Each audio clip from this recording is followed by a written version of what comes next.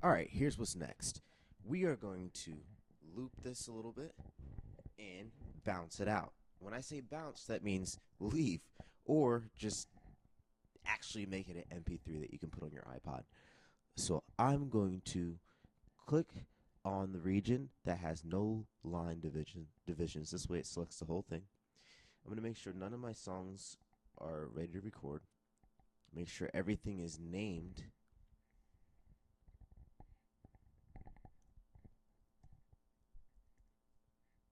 Okay. I'm going to go to my mix window, listen, and get all my volumes right.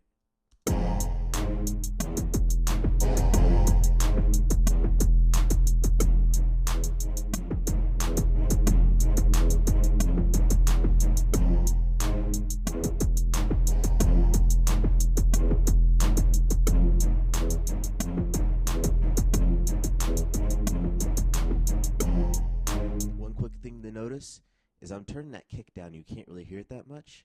And the reason why is because most people want the bass really loud. But what you have to understand is your speaker system will do that for you. As a recording engineer, you want to make sure that everything sounds good everywhere. And sometimes having too much bass can make your music really cloudy and you can't hear anything else. Just remember that when it comes to hip hop, at least. Alright, I like that. Now what I'm going to do, I'm going to select all of this like that. Okay? I'm going to hold Option. But before I do that, I need to make sure that I only got to the very edge. If not, we want to try it again. Maybe zoom in a little more first. And then click and drag from the top instrument and drag down to the bottom. Okay? Zoom out again. I'm going to hold Option. Make sure my mouse is like a hand. Click and drag without letting go of Option. And drop it. Keep holding Option. Click and drag. And drop it. Click and drag. And drop it. Alright? We now have a chorus, a verse, and a chorus. I'm going to label this stuff because it's really important. So for the intro of the song, I don't want the kick. I don't want the clap. I don't want the hi-hat.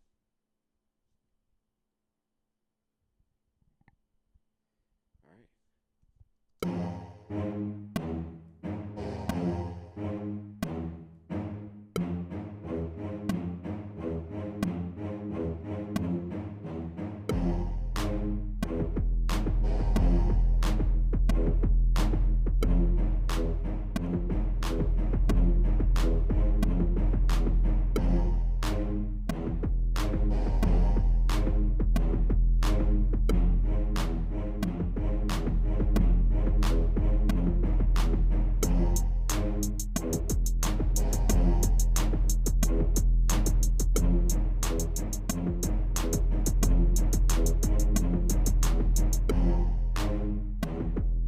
Alright?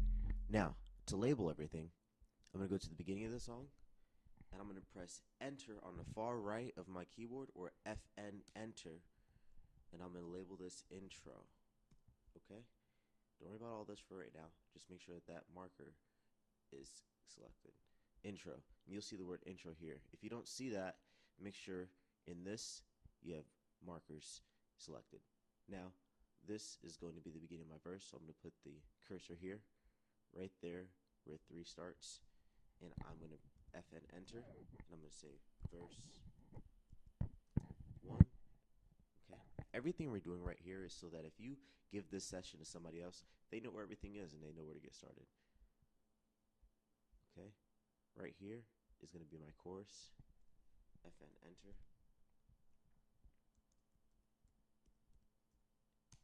Now, what may happen is your artist may want your verse longer, chorus longer, so you can just select certain stuff. Or let's say the whole song, for instance. I'm holding shift right now. And I can move everything over and copy something. Okay, Command Z will undo that. Then I have my verse again.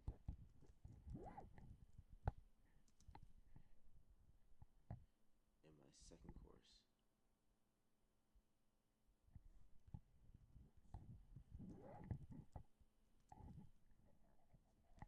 Okay. Now what I'm going to do this time is I'm going to move this one, and then I'm going to make this the bridge, because we're going to add something cool there later on. Also, if you're handing this over, you want to color everything. I do my kicks usually a dark brown. Let's have the claps as a orangey type of thing. Now, just make sure that the saturation is on. This is highlighted, okay? And saturation is up, and you can change your brightness.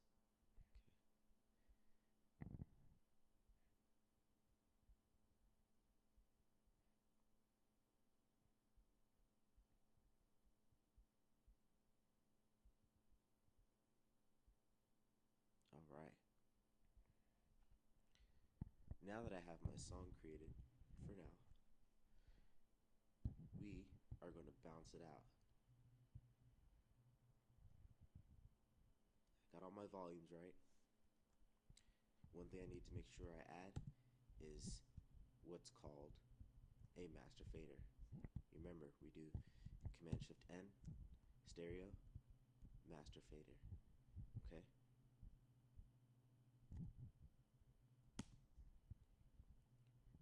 In this mix window, I can click and drag these and move them over. Okay? Another shortcut you need to know is Command Option M, so you can see everything. Make sure your volumes are right before you bounce it out.